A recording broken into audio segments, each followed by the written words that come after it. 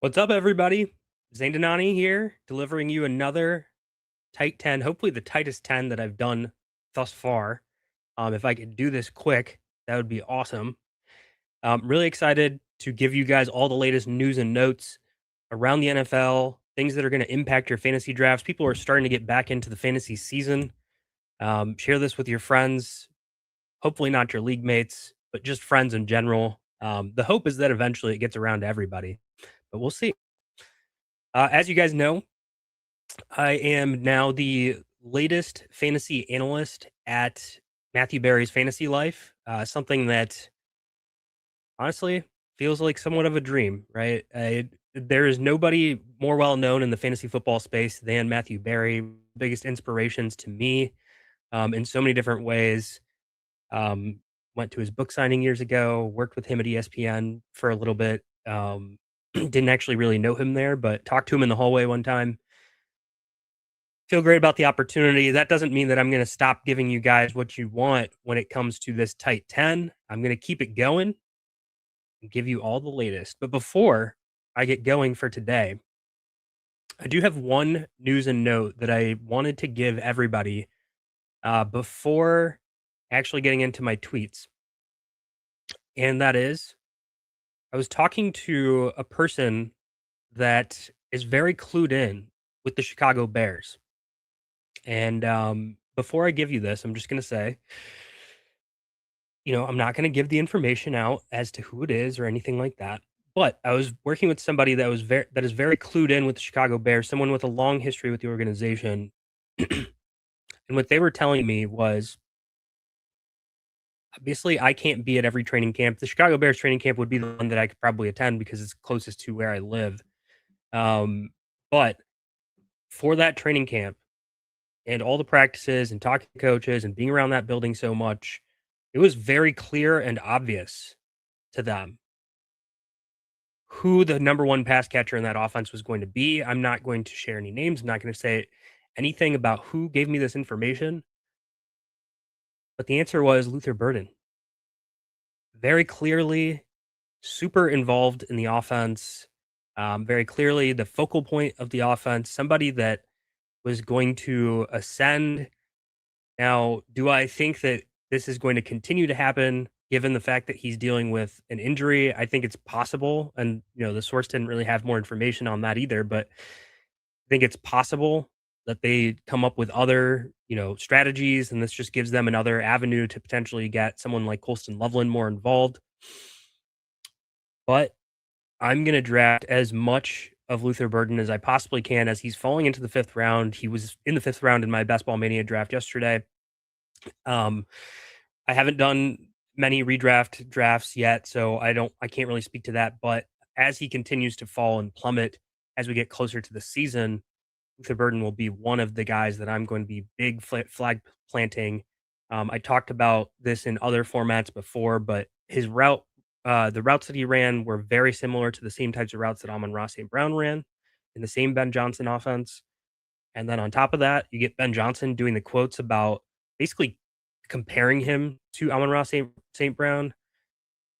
And while his talent wasn't necessarily there last year to be to that level, I will say that Amon-Ra St. Brown's talent, even when he did amazing as his rookie season, was not up to par to where even Luther Burden was in his rookie season with the charting metrics. Better separation, better all sorts of stuff all around. He was really great at Yak. I will say that. Amon-Ra was great at Yak. But so was Luther Burden. So I think that there's just another level that Luther Burden can take his game to. It sounds by all accounts that he will be ready for week one. And so that dip in the market that ends up happening, which again, he was going closer to the 3-4 turn in underdog drafts. I got him in the fifth round yesterday. He's definitely somebody that I am going to flag plant this season, especially at that reduced price. Now let's get into the real news. All right, first up, catching you guys up. I have to do something on Parker Washington almost every single day, just given the fact that this is kind of one of my other flag plants that I've thrown out there. But John Shipley, who covers the team, and obviously, a lot of people like to say that he likes to say good things about every single player on the team. And while that might be the case, there has been no player that he's been more loud about this season than Parker Washington. Parker Washington, in this article, he believes that Parker Washington will often stay on the field in 1 and 2 wide receiver sets in 12 and 13 personnel. Um, Additionally, we saw the depth chart being released, and Travis Hunter was notably a backup to Brian Thomas Jr. and not in that slot role behind Parker Washington. So I think what's going to end up happening here is whenever a Travis Hunter's on the field, or whenever they go into 2 and 3 wide receiver, or 2 and 1 wide receiver sets, Parker Washington will easily be in that mix. And I think that he will be the guy that ends up with the highest route share on the team, most involved player, most targets, most receptions. My ranks went live on Fantasy Life yesterday, and I will just spoil the news that I have him ranked pretty much at the end of the fourth round, which is, I think he's going in like the sixth round, the early sixth round.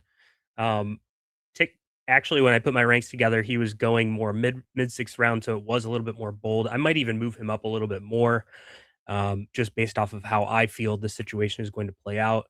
But it feels good to put him above Jamison Williams, because I think that his role is going to be more included in the offense on a weekly basis than a Jamison Williams will be. Moving forward, we've gotten great information on Jordan Tyson. Nick Underhill spoke with Greg Rosenthal. Wasn't on this podcast, but he spoke with Greg Rosenthal when Greg Rosenthal was at training camp.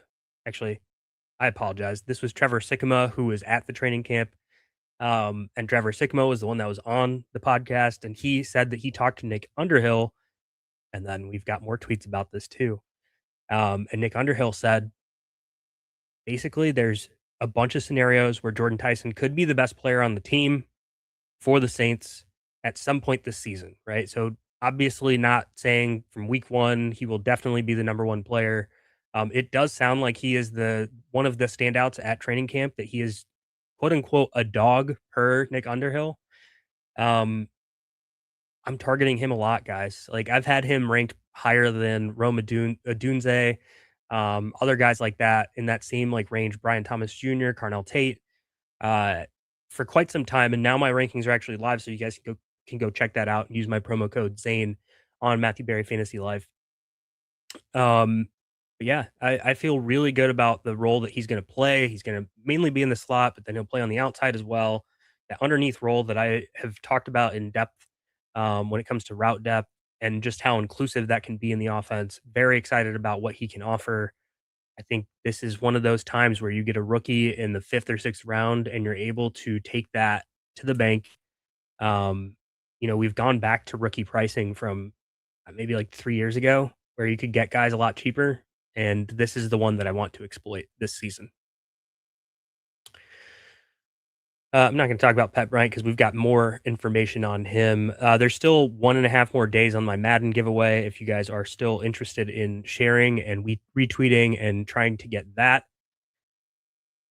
the other thing that I'll say on that, and I'm not going to try to take up too much time with like promos and stuff, but the one thing that I'll say on that is the more that I get retweeted, quote tweeted, etc., um, it allows me to grow my following. It allows me to grow what I'm able, which then allows me to grow what I'm able to do for everybody else, and it allows me to probably get more promo things that are going to come up in the future as well.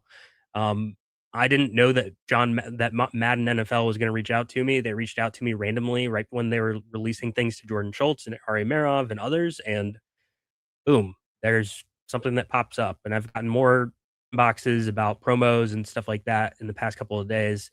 So yeah, go ahead and support and do all of that, even if you don't want the game. It'll hopefully help grow my account, which can then help get more, honestly, more content out there. So many different possibilities that I think can be out there after all of that. Okay, now getting to the Seahawks running back situation. One, Jadarian Price still isn't back at practice. He's been missing roughly like 4 or 5 days, depending on when you're listening to this. Two, um, the drumbeat is basically that this is a shared backfield, that it's going to be two or possibly three guys in the running game. And this is from Mike McDonald himself. Then we heard from Michael Sean Duger, that this situation is going to end up being somewhat like a Kenneth Walker Charbonnet situation where they're going to want to split backfield regardless, and that's just how they prefer it with Jadarian Price and George Halani. And then Sharbs, I believe, is going to be back sooner than expected as well. And then Sharbs is going to get into the mix. This is just a situation where I just don't see. I don't see like. I think that Jadarian Price can do. Let's just say that he was as efficient as Bucky Irving in that specific role. He could pay off at his ADP, and Bucky Irving was roughly like worth a second round pick in that season. That would be immense. I don't even think that he'll get as much work as Bucky did when he was going off. So I think like in his best case scenario, you're getting like a late third round pick, maybe fourth round pick, and he's going in like round 6 right now. Um, I don't necessarily see it happening. And then I'm not like he wasn't even obviously his draft capital is way higher than Bucky's was. I don't see the talent being on the same level as and production as the same level as a Bucky Irving back then. We knew that Bucky was an elusive back. He just didn't have the one body size and two um the long speed to be able to get that draft capital that he needed. I just don't see it, guys, with him. I like there could be weeks that he's going to pop and hit your lineup and all that kind of stuff. And again, I always say this, especially for best ball, there aren't players that you can really fade in the first like 7 or 8 rounds because most of the time, and the only person I haven't taken any of in those first few rounds is Trey McBride.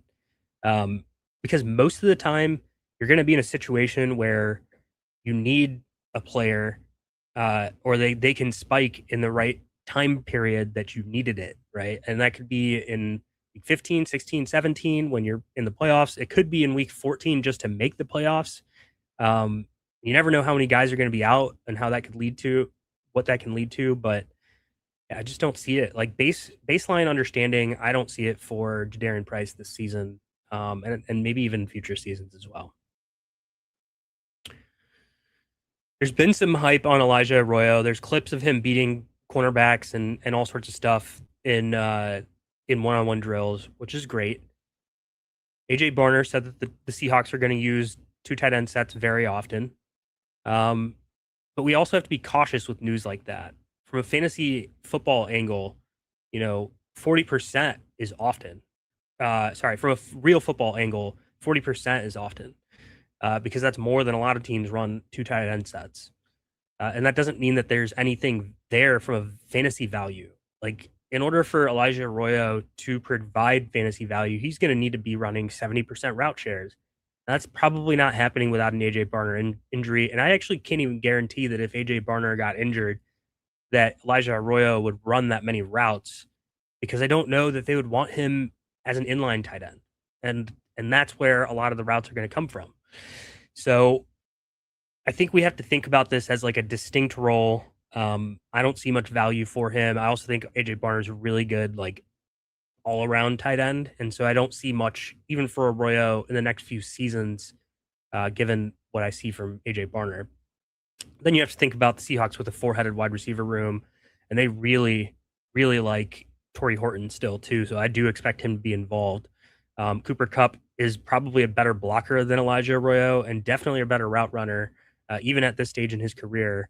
And so I think he's going to be in the game a lot more. And like, if you needed a guy to be in the slot to block, you would probably rather have Cooper Kupp than Elijah Arroyo. And then you've got Horton that you need to work in, and you've got Shaheed and JSN, and there's just not enough routes out there available to make Elijah Arroyo worth anything. And that's my rant on a guy that's relatively undrafted. In the same article, they talked about how they're going to be mixing and matching Kupp, and I think it's just going to end up be Kupp and Horton, and I think that's just going to end up being like a clear pass down situation. We'll put Horton in, Kupp in run pass situations. Like, we're going to have him in because he's such a good blocker, and just like roles that they need people to play too. Like, if they want someone to go deep or intermediate, that's more Horton than Kupp. So I think they're going to be mixing and matching a decent amount.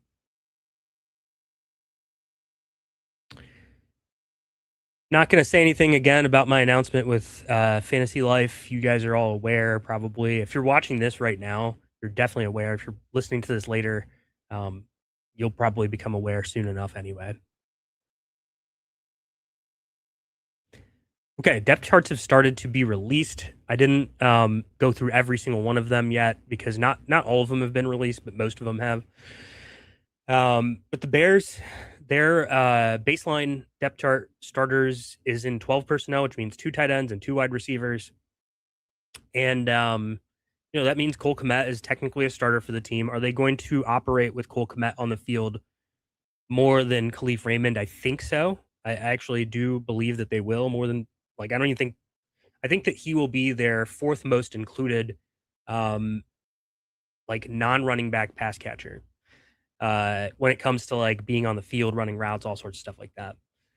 Um, their wide receiver 3 is probably going to be some sort of mix of Khalif Raymond, Xavier Thomas, and Jade Walker. I think Jade Walker would probably play the most out of that group. Well, I think Jade Walker would slot in the most if Luther Burden wasn't healthy or Rome Odunze wasn't healthy. It would probably end up being a Jade Walker situation. The other two are probably going to play more like gadgety slot roles with Khalif Raymond and Xavier Thomas. So I don't think any of those things are really worth it for this season. If you're in a dynasty world, I could see Xavier Thomas being someone that you're interested in. Like they've been talking about him as like a dynamic weapon that they can use as a running back, receiver, all sorts of different stuff. So I think he's worth stashing and seeing what ends up happening throughout the season. And early in the season, I don't expect him to do very much anyway, but maybe later in the season.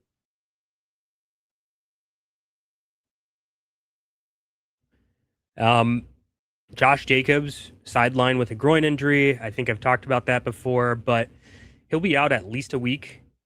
And I just keep thinking about this because, Jeff Mueller does a really good job of summing up some of this information, but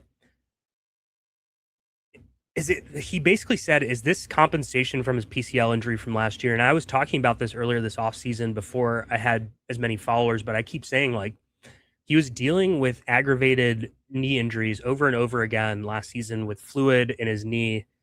And I think that can just lead to so many other issues that end up happening for players, especially people that have carried a big load already, like Josh Jacobs has.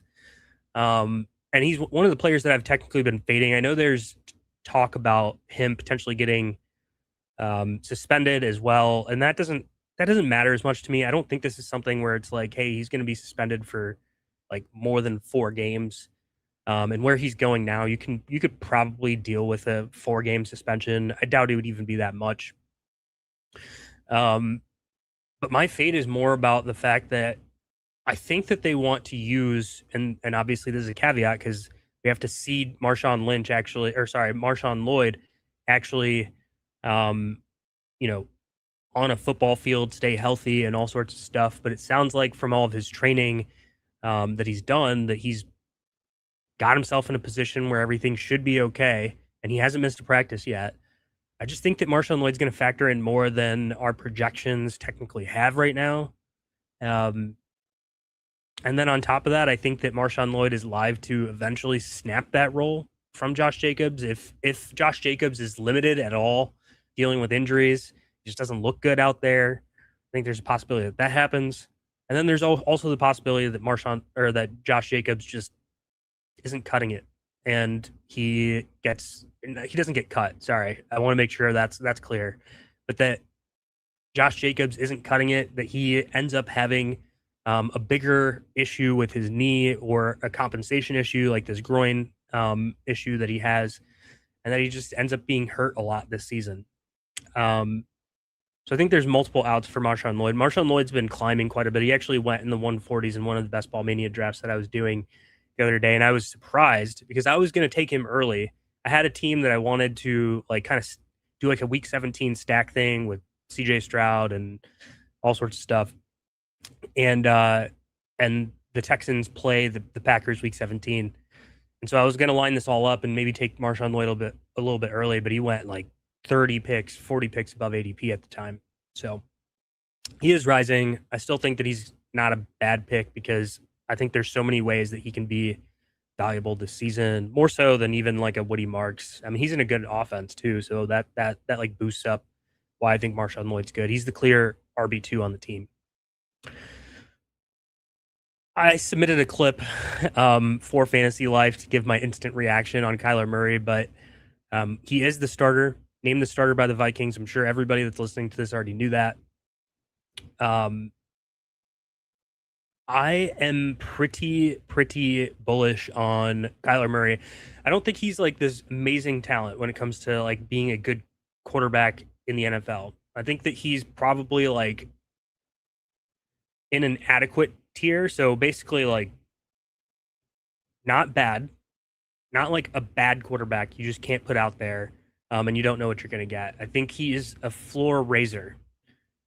Um, and then there's just like this big tranche of quarterbacks. Would I rather have him than Tyler Shuck? I think that's a really good question, and I think I'd rather have Kyler because I don't know how I feel about Tyler Shuck yet. And I think this year is going to be big to determine that.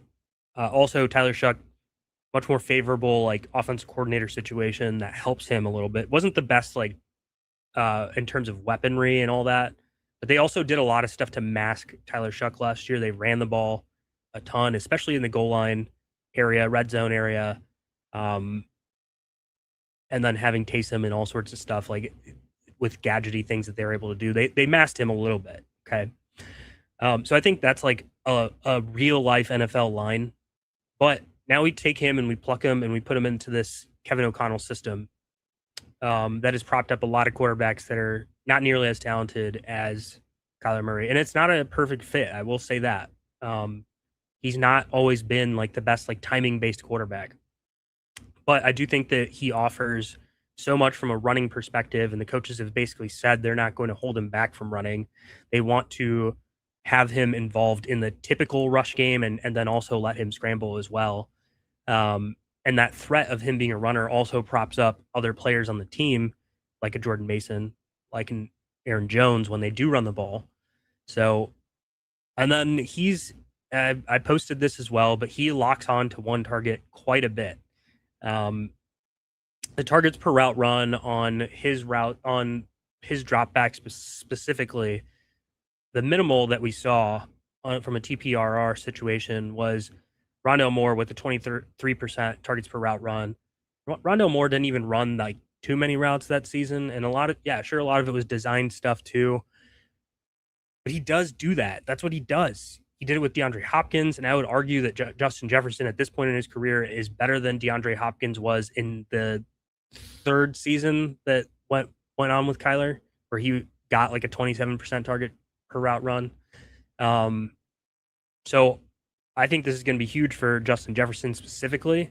That doesn't mean that it's great for Jordan Addison. It doesn't mean that it's going to be great for Juwan Jennings, TJ Hawkinson, but I think for sure for those guys, you'll see at least a floor elevation. And then for Justin Jefferson, I think he could go absolutely nuclear. I don't have him ranked in an absolutely nuclear situation, but I think it's within the realm of possibilities with this quarterback as opposed to others. All of those injuries that we saw happen a couple days ago, J.K. Dobbins, Josh Downs, Zay Flowers, they're all back at practice. So not worried about that. I'm above consensus on J.K. Dobbins. Press Taylor talked about the Bears rushing game. He basically said, I don't care about efficiency. I care about explosives. And that's what Ben Johnson also cares about. DeAndre Swift, more explosive than Kyle Monangai based off the stats from last year. And in previous seasons as well for Swift compared to Monangai last season. It isn't a role specific thing either. I tweeted about this today, but they pretty much like rotated drives, and then sometimes DeAndre Swift would get more work like in certain situations, but there wasn't like a goal line back or a pass catching back all the time. Sometimes there was more of a pass catching role for DeAndre Swift and 2-minute drill stuff. But they typically rotated by drive once Monangai got like really plugged in. And so that means that Swift is going to get like some of the pass down work that's obvious, plus when he's in the game in his drive, he's going to get the goal line stuff.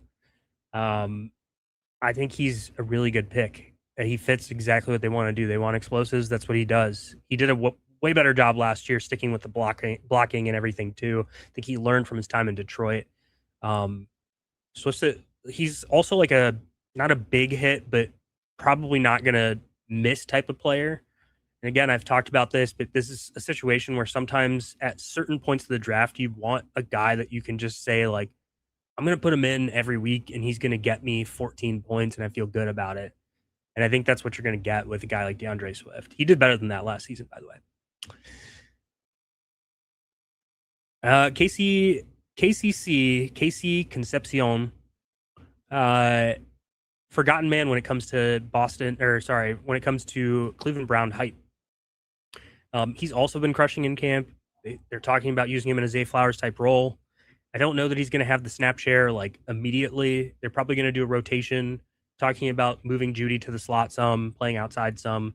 So it's not going to be like perfect at the beginning. And I don't think you want it to be perfect well, it would be great if it was perfect at the beginning, but I don't. I would say that I'm a little worried that at the beginning of the season, you're going to get a situation where Deshaun Watson is going to be quarterback for the first couple games, and the team is going to lean heavily into the run in those first few games based off of that. From listening to Zach Jackson at The Athletic covering the team, he basically said, like, if Deshaun Watson is quarterback, you might see more 12 personnel, two tight ends on the field. You might see a lot more running. And then once Shador, they feel comfortable with him being the quarterback, which from an actual throwing perspective and all sorts of stuff like that, like Shador has stood out more than Deshaun Watson when it comes to all of that at training camp. The reason why they're leaning more into Deshaun Watson is a few things. One, the operation is cleaner. So operation meaning calling the plays, getting in and out of the huddle, getting people lined up, all that kind of stuff. That's the stuff that Deshaun Watson has been better at, getting going and gets everybody to line of scrimmage faster, which is what offense coordinators really like so that they can get people in the right play call and make sure the play is run as expected. Shador can catch up in that realm. Maybe it takes a little bit of time, but Shador can catch up in that realm. And I think that, like, I don't think Shador is a good quarterback. I've talked about that a lot. I just think that he is more willing as a passer. He's a lot more accurate, even though he's not even that accurate. He's more accurate than Deshaun Watson will be. And you can trust him to at least like put the ball in situations down the field where I don't think that we're going to see that as much for Deshaun Watson. So, yeah, the KCC story is let's wait. Like, you're going to draft him and don't drop him. Just wait for 3 or 4 weeks. His route share will tick up. We'll also see Shador get in there, and the passing game will start to flourish a little bit more. They've got a completely new offensive line as well. It takes time for that to gel. I think you're going to be waiting a few weeks for this Browns passing game to really take off. There was also a report that we might get a slight uptick in Quinshon Judkins' passing work. I don't know if I fully believe that, but I think that it's possible. He's going to get a lot of work in general. He's also a really safe pick where he goes, especially comparative to a lot of receivers. We're talking about like bell cow rushing numbers at the very least, and then hopefully he gets more pass work than he did last season. There's still potential discipline that could be brought down on Puka Nacua per Adam Schefter and Josh Jacobs. We won't know for maybe another week or two, but it is expected to be released before the season. So we'll see what ends up happening there. I'll keep you guys updated on that information. There's a lot. So there's this article from Jordan Rodrigue, and there was a lot when it comes to like the mindset of Matt LaFleur and how he's running his ship this year. So basically, there's some mention of how there's clarity in the receiver room, which again I've talked about extensively here. But the fact that they're probably not going to rotate as much because basically what he says here, or what is said here, is that he wants diverse pass catchers who can be in any situation. Because what happened, and it's laid out in this article, is there were times where he didn't even know which pass catcher was on the field. and he wanted to call a play for a certain guy, and the other guy, a different guy, was in, and it made him frustrated that like he was calling plays for dudes and they weren't in the game, and now he's looking for guys that can play in all sorts of situations, succeed in all sorts of situations, and stay on the field so that he doesn't have to worry about that. And then bring better continuity to the offense and the rhythm with Jordan Love. Um, so I think that we're going to see record route shares from recent seasons, at least, for these Packers wide receivers, which means they're all probably slightly underrated right now in fantasy as we get closer and closer to redraft season. Ooh, I've got an opportunity to be on TV that I think is going to come tomorrow on CHSN. I think it's also a YouTube show that comes out, but very excited about that. That was like, I don't even know how that came up, but that was really interesting. The Jaguars depth chart came out, and I talked about this. So Travis Hunter listed behind Brian Thomas Jr., further signifying that he's an ex outside receiver. But the other interesting thing was on this depth chart, you have Bashal Tutin and Chris Rodriguez. Bashal Tutin listed first, but also you could say that's like ABC order. It was an or situation at RB1. And then you also have at the kick return spot, you've got Bashal Tutin, you've got Parker Washington at punt return. I did listen to an interview today. I did listen to one of the beat writers today who talked, and I didn't tweet about this because it wasn't like 100% certain. But the beat writer today was talking about the fact that Parker Washington may still not return punts, and they're listing him there, but that it's very likely that he is their wide receiver one in terms of targets and all sorts of stuff. So I think that and if that's the case, if they believe that to be the case, they will probably take him off punt at some point in time. So I don't think this is anywhere close to finalized. I think the same thing with Bashal Tutin. I don't think that's anywhere close to being finalized. But interesting nonetheless that we're probably going to have to wait on the Bashal Tutin breakout compared to what week one, right? Like compared to week one. Texans depth chart was interesting too. We have Xavier Hutchinson being the starter in the slot. There was some updates around that too. Aaron Wilson was talking about it. He said he expects, and Nick Caley kind of talked about this too. Nick Caley was talking about how Xavier Hutchinson's like someone that's versatile, good run blocker, all sorts of stuff. And so it's not surprising that he's listed as a starter. He started last year too. I think this is basically an offensive environment where you're going to want the top two pass catchers, which is, the top two receivers, which is Jaden Higgins and Nico Collins. And then maybe you'll be interested in Dalton Schultz as well, depending on that situation. If Jaden Higgins doesn't take a major leap forward, or if CJ Stroud just kind of remains not like a great quarterback, then you're probably only going to want two pass catchers of that offense. And yeah, it's just, to me, it's just one of those, like two of those three that you may actually want on your team. I think Jaden Higgins has received the hype. I think that he's probably the one that I would take over Dalton Schultz, but I can see in situations where Dalton Schultz would make more sense. Last year, he played so much, kind of out of necessity, but it's hard to find guys that play as much as he did last year. And they're talking about more 12 personnel and 13 personnel too. So he'll probably be on the field a ton. There's a lot on Mike McDaniel. He did his press conference. And I know there was a lot of chatter about like, hey, what kind of like run pass splits are we going to get? What kind of running back share are we going to get between all three of these guys? But the big thing to me and the big takeaway was that he basically considers Kamani Vidal and Keaton Mitchell basically like on the same level, right? And on the depth chart, he also had the exact same thing where it was kind of an or situation between the two running backs. And I think that that's true. I think he doesn't necessarily, like, they're both RB2. And on a game by game basis, I think you'll see Keaton Mitchell more involved. But if Omari and Hampton goes down, I think Kamani Vidal will probably ascend into like a larger rushing share role. Keaton Mitchell has his own role and would maybe get some elevation too. Like if he was getting 6 touches, would he end up getting 10 touches a game if Omari and Hampton went down? Yes. I think that would probably be the case, but I think that Kamani Vidal would also get like 15. Um, so I think both are okay to draft right now. And this was the Nick Underhill tweet about Jordan Tyson. He said, "Stop overreacting to everything, good or bad, until we see the team against another opponent. Only thing for sure is that Jordan Tyson is a dog. Other than that, just wait and see."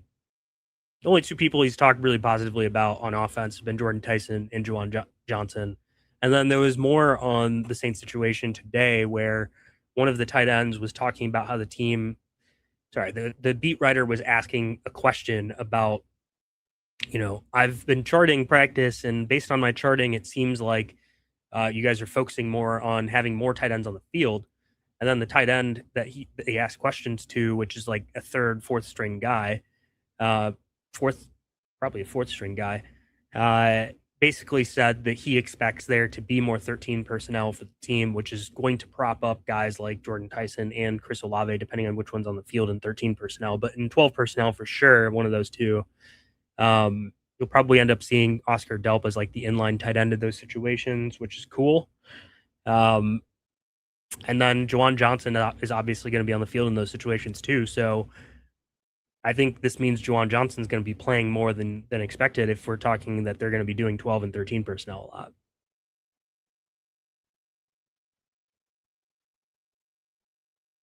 I'm going to skip some things. David Montgomery caught like a 80-yard wheel route touchdown. I think he's going to be involved in the pass game. I know there's conflicting ideas behind that, but I do think his share is going to be pretty large of that backfield. Okay, this is interesting. So on Alec Pierce, there's a lot that has transpired, and I don't think everything has fully been reported either, or at least like broadly. So Chris Ballard was saying like, hey, he expects him to be back for the regular season, but then, and that was the highlight clip that went like more viral. But then he also mentioned that it's still day to day, so that's not definitive. And then he caveats that Pierce has been through funny injury deals. So I think that's interesting too, because there's more to it than what we've heard. Um, and he also didn't want to put a timeline on his return, and still that he's said that he's probably a week or two away.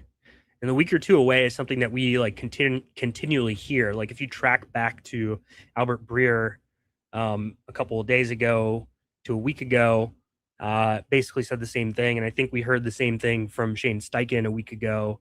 And so it's like it's just always a week or two away. I'm a little scared. I will say that. I don't know that he's going to be ready for the beginning of the season. But the team hasn't added anybody, and so that kind of signals like maybe they are being truthful in this situation. I just don't know. I got a shout out from Matthew Berry. That's like something that I'm gonna like frame and put on my wall somewhere. The Dolphins depth chart was released as well, and one of the big things here was that Caleb Douglas was listed as a starting wide receiver alongside Malik Washington and Jalen Tolbert. Tolbert is just fully cooked, so don't even pay attention to that. As soon as Chris Bell is healthy and fully ramped up, this guy is not going to be playing almost at all. I'll just say that. And then Caleb Douglas was listed as a starter. I've said this to so many people because people are like, okay, great, like why should I draft this guy? This could easily be Dante Thornton. And I completely agree that he could be Dante Thornton and just not be a good football player. And I think it's probably likely that ends up happening. But what you're doing at the end of drafts, especially at the price that you're getting a guy like this, is just taking a flyer on anybody. We haven't seen Caleb Douglas in the NFL. There's people out there that actually like him. There's a ton of people that don't like him. But what if the people that like him are right? And that's the situation that I try to lean into when it comes to like very late round picks is one, I feel confident that this guy is going to get early season playing time because they've already listed him that way. And two, never seen him on a football field in the NFL. Camp reports are good, great. Like, let's just see what ends up happening. And if you're doing a redraft league, I'm going to talk about this in segments. Redraft league, I think fine to take as like a very late round pick, depending on how deep your league is and what the comparative wide receivers are. Fine to take because you can cut him, and the likelihood of guys staying on your roster long term past a certain point, I'd say like round 8 or so, is very low. So easy to take him, see what happens, cut him. Best ball, great late round pick. He's going to play. Maybe he gets 400, 500 yards. There's so many guys that go late in best ball drafts that aren't even projected for that much. And that's totally fine. He'll probably have one spike week, and I think that would pay off at where he's going right now. Dynasty, if you already drafted him, or in rookie drafts, if his price isn't going up too much, I think like if you have him right now, and you're not confident in the situation, like you're really skeptical, you can trade him and you could probably get more dynasty assets than what you ended up drafting him for. A lot of people got him in like the 4th or 5th round of their dynasty drafts, rookie drafts, and you can just flip him for a 3rd round pick in this next draft, maybe.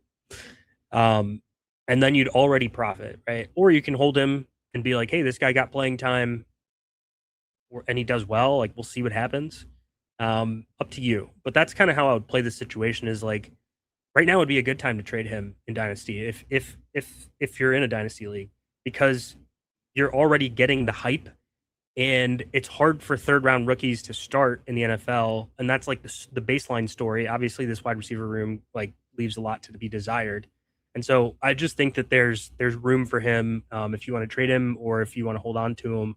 Like either way, there's not a right answer, but if you're super skeptical, go ahead and move him. That's okay. Cedric Tillman is probably going to get cut from the Browns, but I think that he'll probably end up on a team like the Colts, or maybe not the Colts, but he's going to end up on an NFL roster, and he could play into a situation like even the Dolphins, like I was talking about earlier. Already talked about Kyler. We're moving on. AJ Brown had a productive day in joint practice with the Colts. I just think that's valuable because it means that he's going against guys like Sauce Gardner. He's going against Cambridge Taylor, and I think that that's just big to hear that he's doing well, that his knee is doing okay, that he's surviving all this stuff. I think he can bounce back a lot. Yesterday was officially Pat Bryant Day. AK Adams has been doing these like amazing interviews where she's asking like really good in-depth questions to all of these like players and coaches and GMs and all sorts of stuff that we're getting a lot of insight from. Pat Bryant went to my alma mater, Illinois. I didn't think he was going to be this good in the NFL. I think he was really good based off the tape from his rookie year. I think he has a chance to ascend to another level this season. And it sounds like the entire team believes the same thing. Patrick Surtain, he's impossible to keep off the field. Sean Payton said that he was willing blocker, and we can build off of that. And he also said a lot more other really nice things that was like, dude, this guy, like, he's just doing everything right, basically. And then Nick Bonito called him the best player in camp. And then Bo Nix also talked about how he like trusts him and stuff. So this situation, the depth chart came out, and he was listed as like basically a wide receiver 4 for the team.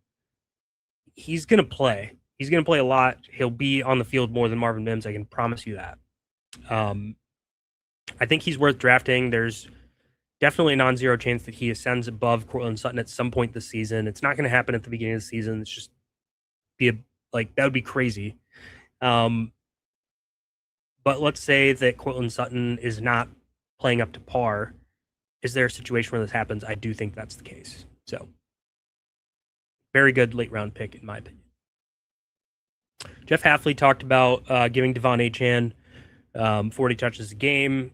It was a joke, but he basically said in so many words, like, he just doesn't want to see Achane tap his helmet to come out of the game. So he doesn't really want to take him out the game in general. I think that's important to know. He's going to get a ton of touches. I should probably move him up in my ranks, to be quite honest, just based off the touch volume. Dylan Sampson, I would not draft him. I think that he is, based off of all reports, basically just a pass catching back. Probably wouldn't get too much uptick if Judkins got injured. They would probably use someone like Rocket Sanders to do a lot of the rushing work. And Justice Hill's in a better offense, so he's basically Justice Hill. So Nick Singleton had a lot of nice runs against the 49ers in joint practices. Joint practices matter more than training camp. So it's just nice to hear. I think he's still alive to do something by the end of the season.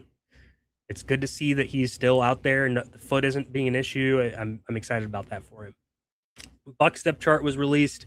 Jalen McMillan was basically was listed as the X. Chris Godwin was the slot, and Emeka Egbuka is the Z. They don't have it listed that way, but we know that we know these two roles between Chris Godwin and Emeka Egbuka. So if McMillan's out there, he's playing the X. And then Ted Hurst was listed behind Jalen McMillan, which means that we know that he's an X also, so he's the backup X. There was no or for Bucky and Kenneth Gainwell, despite all of the information about a 1A, 1B situation. So Bucky is the RB1, Kenneth Gainwell is the RB2. Starting to believe a little bit more in the Bucky situation. Think that his price is at a good price point right now where you can take a shot on him. For the Saints depth chart, it was pretty much all that you would expect, other than we got an or for the Travis Etienne and Alvin Kamara split, which I think is still somewhat unexpected, but it does match what all the players and coaches and whoever have been talking about. There was an interview with Kellen Moore today, and he basically evaded the question, but he did say that Saquon got this like crazy workload in his offense because he was special, essentially. And then we've seen the splits that he's had before with like Zeke and Tony Pollard. Yeah, I think that this is still going to be some sort of split. I just can't. I don't think we're going to know the precise split until week 1. I'm not. And then redraft, I'm just really not drafting Travis Etienne. I'm not drafting Alvin Kamara either. I don't see it from this backfield this season. Demarcus Robinson's getting a lot of hype, and I think that he might actually end up playing more than we expect for this 49ers offense. Would I take a shot on him right now in a best ball format? He's getting to that point for me. I think he's getting to that point. It sounds like Debo is going to be sprinkled in based off what Grant Cohen said. And I know people have like weird feelings about Grant Cohen, but I think he covers the team pretty honestly. He does give like the dark side of the team, but he does cover the team pretty honestly. So I feel okay about how he was talking about this. And he basically just said what happened at practice, that Debo was playing running back, receiver, like doing a bunch of stuff, but like wasn't always in, whereas Demarcus Robinson was, specifically in more of a Z role. And then Stribling is going to play a lot. And you guys know how I feel about Stribling. I think he's a good target in drafts. I'm starting to believe Debo's not a good target in drafts. Brown's unofficial depth chart was an 11 personnel. Denzel Boston, Casey Concepcion were listed as starters. There's no clarity on QB, but Deshaun Watson, literally while we were talking, was labeled the first team quarterback for the first preseason game. We already talked about how that's going to be a heavy run offense with Deshaun Watson. Joint practices for the Cowboys, Jaden Blue fumbled, but he was working with the first team, and then Phil Maffa came in once Jaden Blue fumbled, and then he got first team reps. Jaden Blue was looking good. He was getting the first team reps. Just want to talk about this for a second because I saw somebody post like, "Oh, it's Malik Davis RB2." No, the RB2 is definitely, and I will put so much on this right now. It's definitely like the combo of Jaden Blue and Phil Maffa as the RB2. And I mean, like, Blue will probably get this like complimentary role right now where he's doing pass catching stuff and maybe some outside exterior runs, maybe somewhere between 5 and 10 touches a game, like just from the get-go. And then Phil Maffa would step into more of a Javonte, like between the tackles type of role, if Javonte got hurt. So that's kind of how it's going to break down. And we're seeing Blue get a lot of first team reps because the team is truly limiting how many reps Javonte is getting. They talked about that before, that they want to see these young guys play a lot more. So I wouldn't take like first team reps and all of that, like the breakdown between the running backs, to mean that Javonte's not going to play a lot. He's going to play a lot. probably play less on pass downs. He didn't do much from pass down situation. I see Javonte as like a plus Jamal Williams the year that he like scored a ton of touchdowns. Like he could easily score a lot of touchdowns this season, but I think he's a better running back than Jamal Williams was that season. Um, so that's kind of how I see it shaking out. Another day, another Sean Payton. Like Jalen Waddle can do everything, play inside, outside, separates in so many different ways. He's a target of mine. You guys know that. I don't have to cover him too much more. Also, I think that we might get a faster paced offense. Nick Benito kind of led us on to this when he was talking to K. Adams, and he just like he was asked directly, like, I keep hearing the word up tempo. Does that check out? And then Nick Benito said, "Yeah, most definitely, man. It's definitely a fast offense." When he was talking about the offense.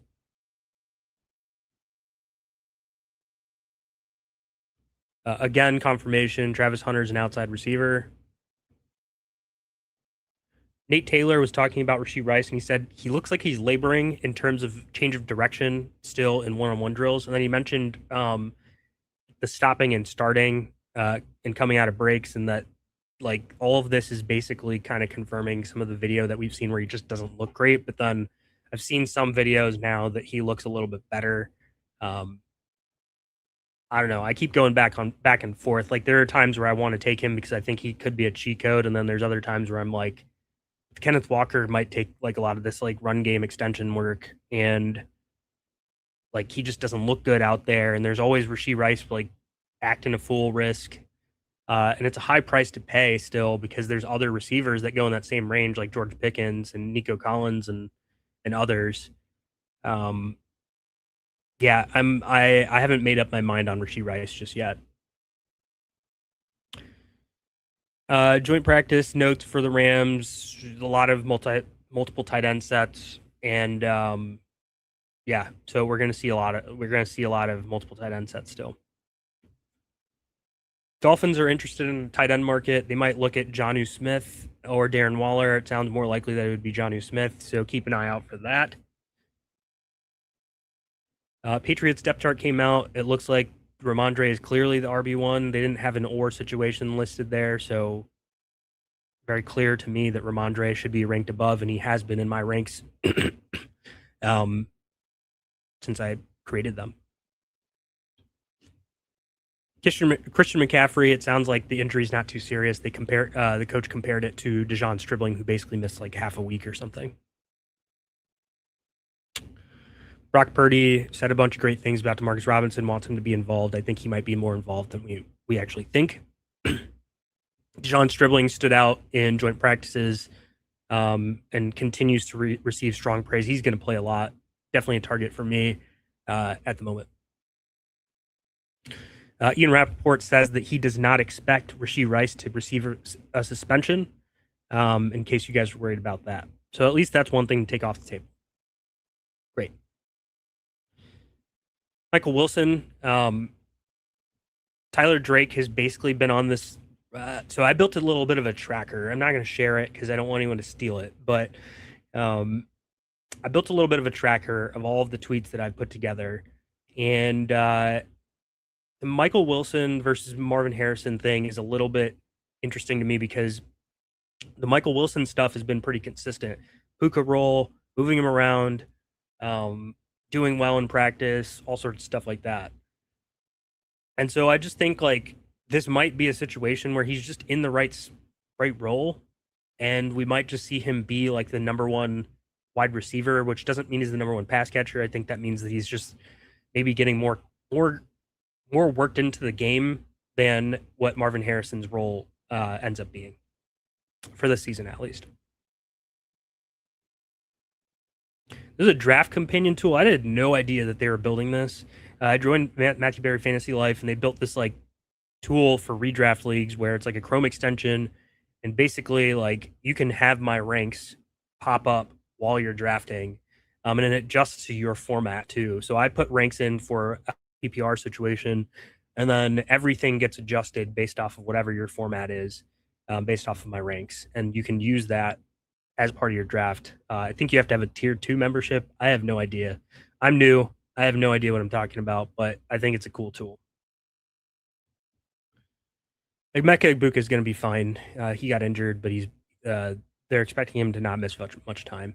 Rashad Bateman's been missing multiple practices now. I don't know anything more on that, but we've seen him miss practices in the past, and he's just never been a clean bill of health. I think he's talented, but I do think that even if he's talented, there's times where talented players don't look good when they're injured, and if he's continually getting injured, then I don't know. There's always risk there. So I like Jacoby Lane stands out. I think he's going to be a starter regardless, but then Elijah Surratt still has a chance to ascend to a role. I actually think it's more likely that they would replace um, Rashad Bateman with Devontae Walker because the skill sets are more aligned, like deep threat speed guy, than Elijah Surratt. But the team could decide to do it however they want to do it. So if they believe that Surratt gives them the best chance to win, then so be it. That's what they're going to do.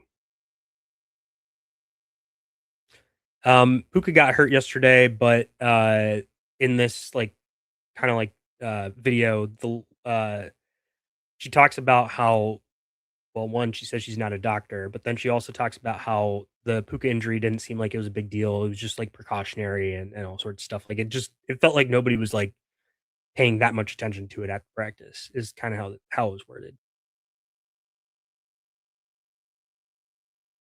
In that same article by Tyler Drake, where I talked about the Cardinals stuff, he did mention that he doesn't think that Trey Benson is going to make the Cardinals.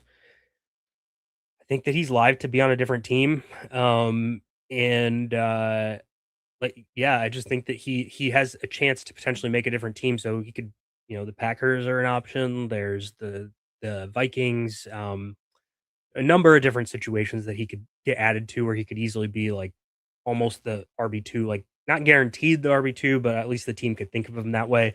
He does need to get healthy because health is part of the equation here with him too, with the knee. Um, but I think there's a situation where and I have this reflected in my ranks. I have Trey Benson higher up than clear questionable backups, like an Ollie Gordon or a Jalen Wright. And I think it's because of the enigma of where can he go and what situations could he go to? Is there a situation where he's a starter? And I think there's a possibility that that happens. What if a guy gets injured and then he gets cut or traded, and then they bring him in to be like the new running back? Let's say Chase Brown got hurt tomorrow. Is there a possibility that the Bengals trade for Trey Benson or James Conner, and say like, "Hey, you're our RB1." Yes, and that's the reason why I lean into that situation from a redraft angle more than I lean into a bad offense in a muddy situation. So that's why I have Trey Benson ranked above guys like that. I think there's a possibility that Mark Andrews doesn't get as many routes as we think. Durham Smythe isn't a great blocker, but he has been with the Ben Johnson system. Um, this would be his third time being in the system. So he was with him in Miami, not his system, but he was with him in Miami, being with Ben Johnson, and then he was with him last year with the Bears, and now he's moving to Declan Doyle's offense in uh, in Baltimore. And I just think that there's a chance that he's just on the field as an inline tight end a little bit more than you want, uh, enough to take away some routes from Mark Andrews and just annoy us. I'm gonna skip this Bills our wide receiver 3 battle. It's basically Josh Palmer versus Keon Coleman, and some people think that Josh Palmer will win that job. DeAndre Swift was first up in short yardage and goal line drills for the Bears. I'm not going to read much into it because they're, like I talked about earlier, they rotate drive by drive, so it's not a big deal. Ben Johnson talked about how he sees growth from Caleb Williams. This was like a personal one-on-one situation, so I don't think there's going to be video footage of this interview. But he basically said he's not concerned about his accuracy and playing and structure and processing. And so if he's not worried, that's kind of interesting to me because he did talk about all those things during OTAs. So I think there's a possibility we see a better version of Caleb this year, which is scary. Joe Burrow talked about going under center more. He said he can, if they can run the ball more effectively, bring a safety into the box to create single high, then create one-on-one matchups over the top with play action. Yes, and I think they'll deploy this strategy early in the season. Now, if it doesn't work and they're losing games, you could easily see them come out of that, but I'd still consider that following the drumbeat the right way. Um, which is I do think they'll end up doing this more than people are probably expecting right now. Terrence Ferguson crushed the Cowboys in first team joint practice. He's basically their third pass catching option, in my opinion. And if Devontae Adams or Puka got hurt, is there a situation where he ascends to option two in that offense? And then we're talking about cooking with gas. So I think he's a great pick right now. Talked about Jaden Blue. Talked about Marvin Mims, Marshawn Lloyd, RB2. Again, people close to the team keep saying that he is their guaranteed like RB2 right now, as long as he's healthy. Talked about Kyler Murray. Saints stuff I talked about already. Giants depth chart was interesting. So they're in 21 personnel and their base personnel because they have Patrick Ricard. And then they have Isaiah Likely as their one tight end, which I think is important because I originally thought that sometimes with inline situations, they would want Theo Johnson in the game. And it sounds like it's going to be all Isaiah Likely all the time. And that is going to, in my opinion, crush fantasy based off where he's going right now. Oh, and I'm not going to read into Malachi Fields on this. There's been a lot of strong reports for him. There's no way he's behind Jalen Hyatt or Calvin Austin in terms of pecking order in this receiving room. Eli Stowers, he might not play much this season at all. Like even if an injury came into play, Jeff Mosher talked about this and he said he's struggling with physicality in NFL, not ready to play an NFL game. He doesn't know that he would be active in week 1 or 2. I don't think there's any situation that you draft him in a redraft format or in a best ball league right now. Moving on, Pat Freiermuth is going to be more involved, and Eli Heidenreich is not making the 53 man roster. Yeah, I think Freiermuth's a good best ball pick and probably not a good redraft pick at the moment.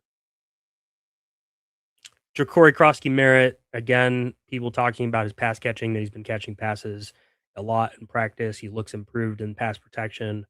They still say it's a running back by committee, but they'll figure that out with preseason and stuff. So again, the guy that I would draft over Rashad White, and I think the ADPs are trending that way now. Neighbors is probably going to return to team drills next week, which is awesome. I think he's probably still underdrafted at the moment. I don't think that he should pass Drake London, but I do think that he is a good pick. All right.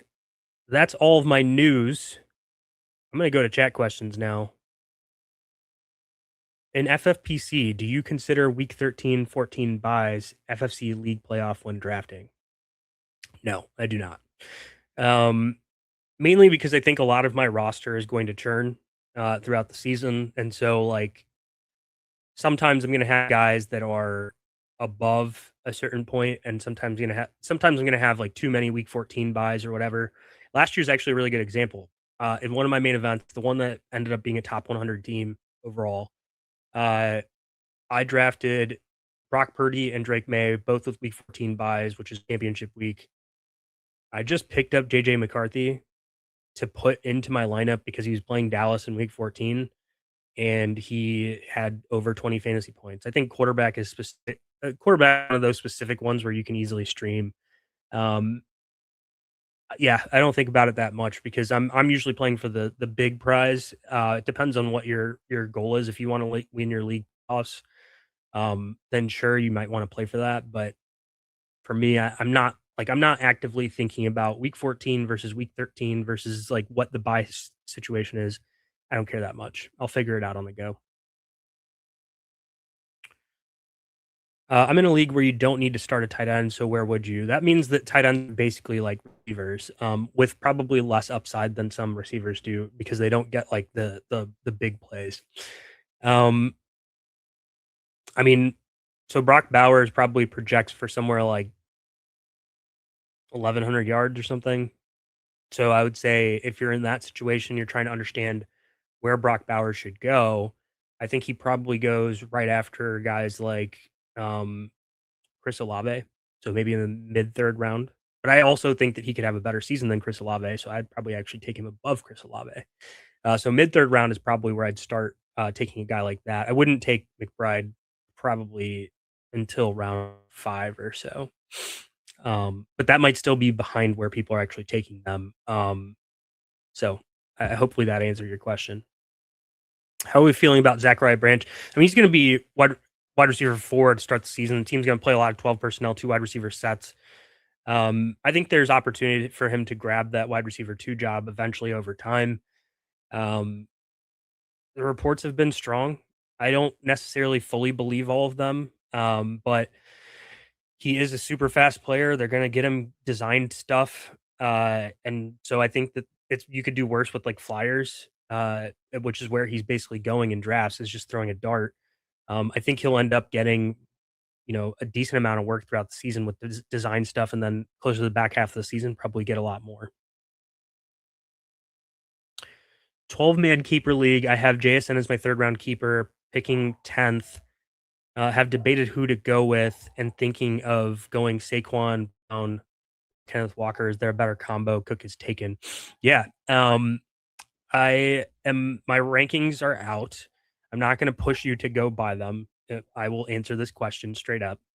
Um, yeah, I would take Kenneth Walker and Chase Brown. Chase Brown's ranked above Kenneth Walker, and I have Kenneth Walker above Saquon as well. I would take those two over Saquon. Do I not follow Fantasy Life? That's an interesting thing. Maybe I don't. I don't know. I just started there. I keep hearing Roma Dunze is doing well in camp. I think he'll have a really good season. I've talked about this a lot in my like route depth article. Like, can he have a season where he pays off his ADP? Yes. Do I think he's going to be like a guy that you're able to every single week count on to give you wide receiver 2 production? No, I don't think that he'll do that. His role is way more volatile than uh, Colston Loveland and Luther Burden. He's going to be doing intermediate and deep stuff, which is always less predictable than short and intermediate stuff like Luther Burden and Colston Loveland will do. So when they're healthy, what is the third pass catcher in a offense that's probably going to get close to like 4,000 pass yards? It's worth like 800 yards maybe. And that's like a rotational wide receiver 3. He'll probably have some good weeks. He'll probably have some bad weeks. And I don't think you'll know exactly when to put him in.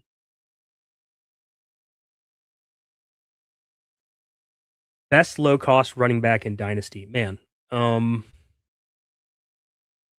I see this is hard. It's hard because I just don't know league sizes. So the best way for me to answer questions like that, you can DM me um for this specific one, but one thing that I'll say on it is give me a list of names whenever you're putting things into the chat, and I will pick from those names.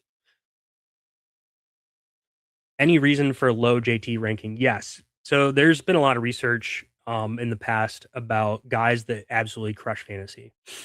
And while Jonathan Taylor absolutely could crush fantasy this season, um, I'm kind of ranking his.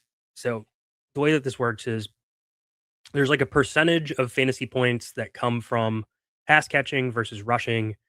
And Jonathan Taylor is going to be in the lowest tier of that, regardless of how much he's involved in the pass game. Like last season, he was involved a ton and he crushed. He crushed when the team was efficient on offense. I don't expect the team to be that efficient on offense this season for multiple reasons. Their offense is having a lot of different changes that are going on, with potentially Alec Pierce not necessarily being there to start the season. Could be there. We'll see. Michael Pittman not being there, and then Daniel Jones coming off injury as well, and how that may affect him. I don't think it'll be a huge effect on Daniel Jones, but I also just don't know. And I think that they outplayed how good they were going to be. So typically, when you're going for guys that are mainly just contributing from a rushing perspective, you want guys in top offenses, guys that are going to score a ton of touchdowns, and guys that are guaranteed goal line. Now, Jonathan Taylor is guaranteed goal line, uh, but I don't think that he's guaranteed the top offense efficiency type of stuff. And then the other part is that I think that Jonathan Taylor is a injury risk as well. And talking to physicians and doctors and stuff like that as well about this, he has a chronic right ankle issue, and that ankle issue has popped up pretty much every single season other than last year. And so I am worried about that coming back into play and him missing time. I think his risk for injury is higher than a lot of other guys that are more likely to be involved in a better offense and also or have more pass catching capabilities. That's why I'm low on him.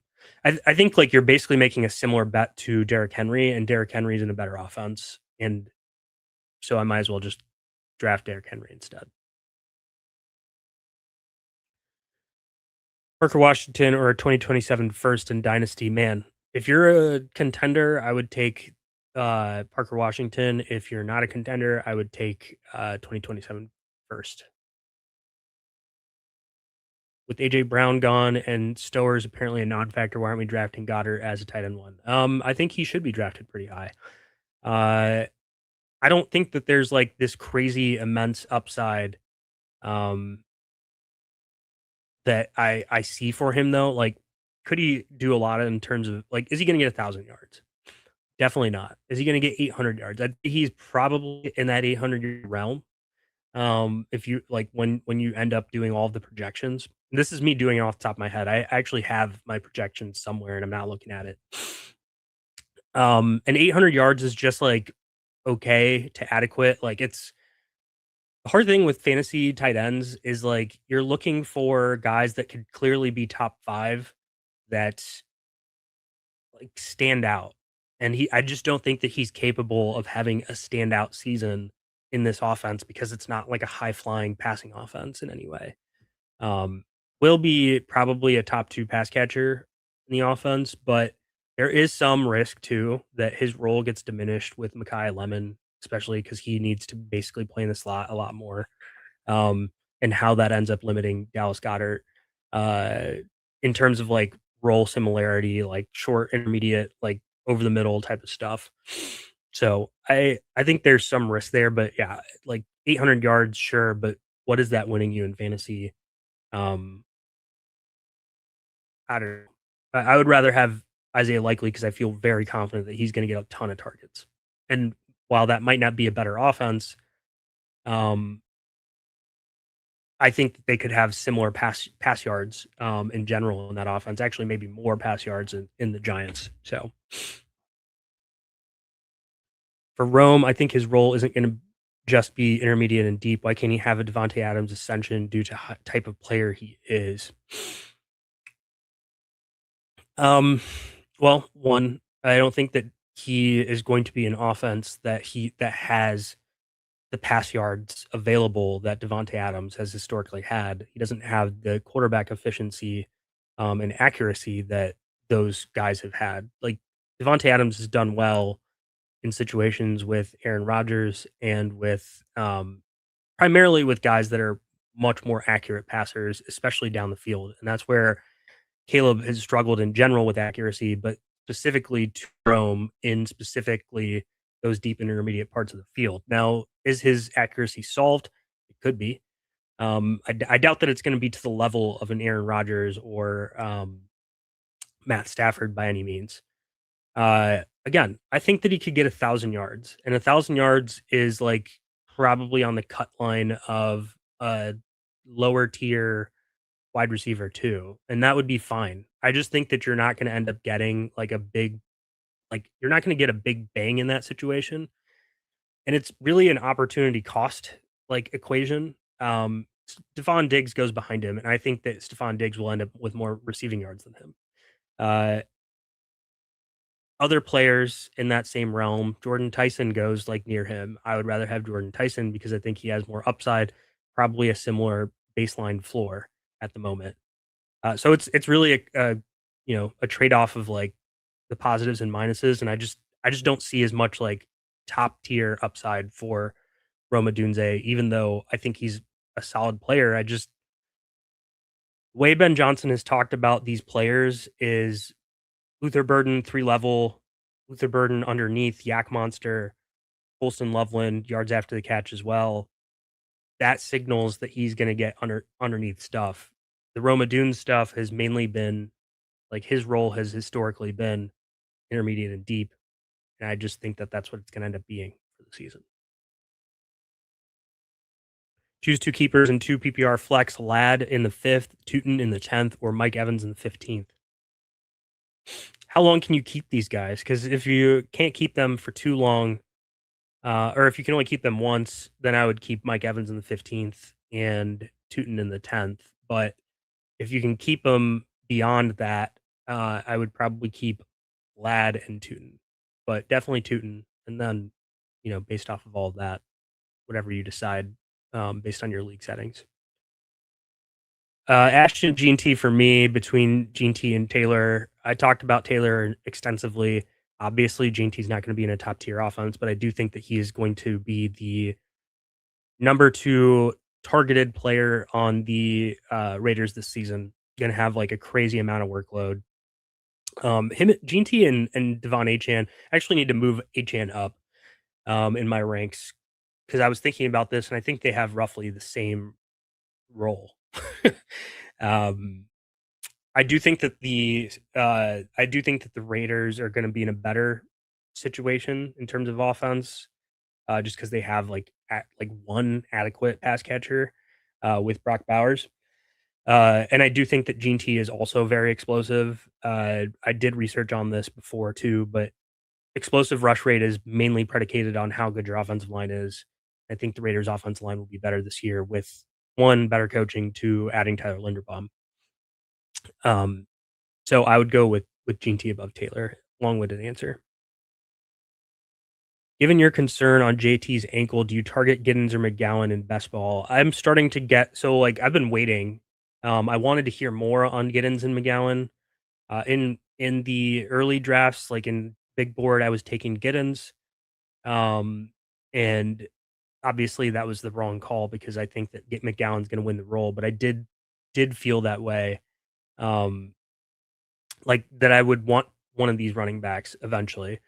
And then now I'm starting to talk myself into McGowan, but I'm still waiting a little bit longer before I execute on that, only because I still think that they could end up signing a veteran free agent or be in the market for Trey Benson or anything like that as well.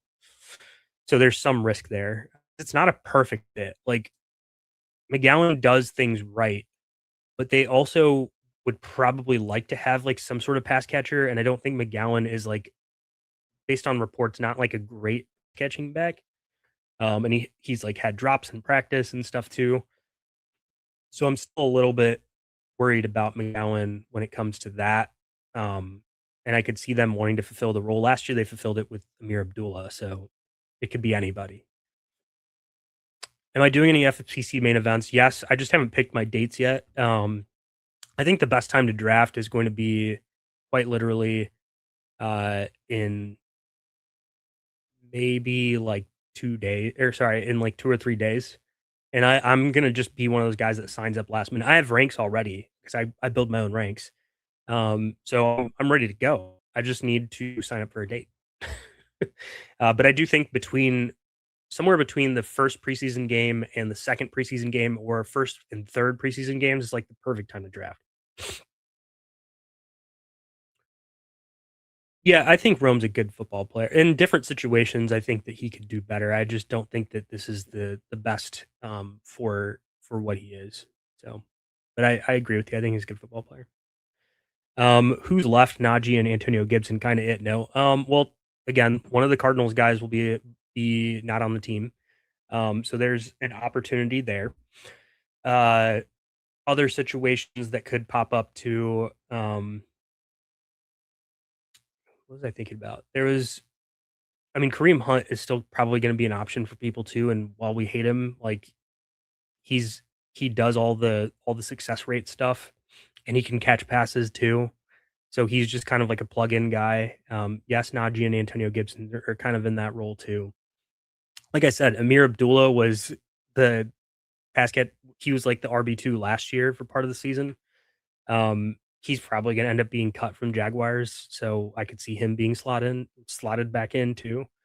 I think it's like a minimum standard that is lower than you would actually expect. Like Michael Carter is probably going to get cut from the Titans, and he could just randomly be that guy too. Like there's options that we don't even see available right now that are going to potentially step into that. That's my worry. You rank Bill, Dobbins, and Mason in a PPR league. Let me go to my ranks and pull that up. You can find my ranks on fantasylife.com. And I'm not going to show my screen because I don't want to give all the ranks up. I'm supposed to keep everything private, obviously. And I can filter the ranks to uh, full PPR, and then I'll just go to running backs straight up. Um, I think that so I have Dobbins ranked 31st, Mason ranked 38th, and then Bill is 35th. So I have Dobbins ahead of Corey Krosky Merritt and Jordan Mason. So it's Dobbins, JCM, and then Mason. All right, that's all I have time for, guys. Thank you guys for all the questions. Again, like, subscribe, share, do all the fun stuff with all of my cut up stuff. Beginning of this video, I talked about a secret thing that I heard coming out of the Bears team. So go back and check that out. Really appreciate you guys. Thank you, and see you again soon.